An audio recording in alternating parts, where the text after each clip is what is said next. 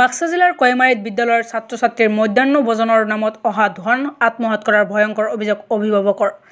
বাক্সা জিলাৰ কয়মাৰীত ৭৬ নং কয়মাৰী প্ৰাথমিক বিদ্যালয়ৰ ছাত্ৰ ছাত্ৰীৰ মধ্যাহ্ন ভোজনৰ নামত অহা ধন আত্মসাৎ কৰাৰ ভয়ংকৰ অভিযোগ উত্থাপন কৰিছে ছাত্ৰ ছাত্ৰীৰ অভিভাৱকে।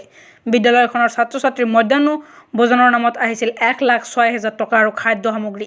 তাৰে নিম্নমানৰ খাদ্য সামগ্ৰী বিতৰণ কৰি ছাত্ৰ ছাত্ৰীৰ নামত অহা টকা মাত্ৰ ১২,০০০ টকা শিক্ষকক বিতৰণ কৰিবলৈ দি বাকী টকা প্ৰধান শিক্ষক যাদৱ চন্দ্ৰ দাসে আত্মসাৎ কৰাৰ অভিযোগ কৰিছে স্থানীয় সচেতন ৰাইজে।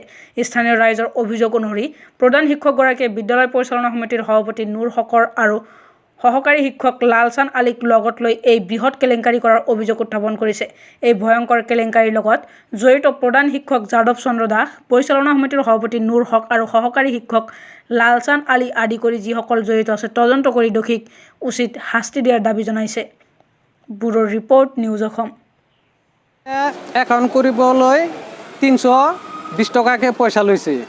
মোৰ ল'ৰাৰ একাউণ্ট কৰিবলৈ কাৰণে ৩২০ টকা পইচা দিছোঁ, কিন্তু আজি ১ বছৰ পাৰ হৈ গ'ল, আজিলৈকে একাউণ্টটো কৰি দিয়া নাই। পইচাটো লৈছে মাষ্টৰগিলাই লৈছে, মাষ্টৰে লালচান মাষ্টৰ। আমি গম নাপাওঁ।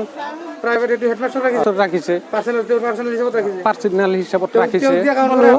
এই দুয়োখন স্কুল আমাৰ কয়মাৰী প্ৰাথমিক বিদ্যালয়, ৭৫ নং প্ৰাথমিক বিদ্যালয় আৰু ভিকেএমি মাদ্ৰাছা।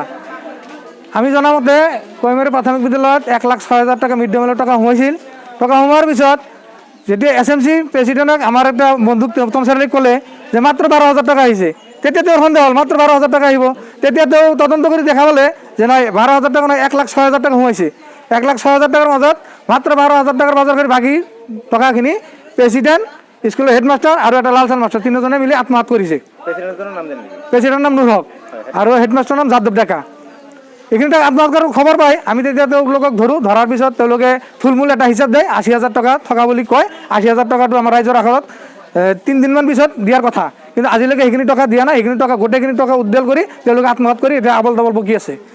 আৰু যিটো এম ই মাদ্ৰাছাৰ ইতিমধ্যে আমি গম পাইছোঁ ৫৩,০০০ টকা SMC প্ৰেচিডেণ্টৰ পৰা চহী কৰি লৈ আহিছে আজিৰ পৰা প্ৰায় এমাহমান আগত।